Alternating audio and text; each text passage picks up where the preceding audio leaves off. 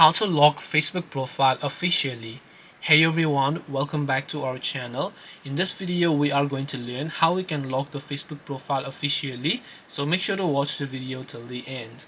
In order to basically lock the Facebook profile officially, all you have to do is go ahead and then first of all open the Facebook application, and once you launch the Facebook app, you're going to be able to see this type of interface where what you need to do is you need to just tap the profile icon from the top left of the screen to come to your profile page here.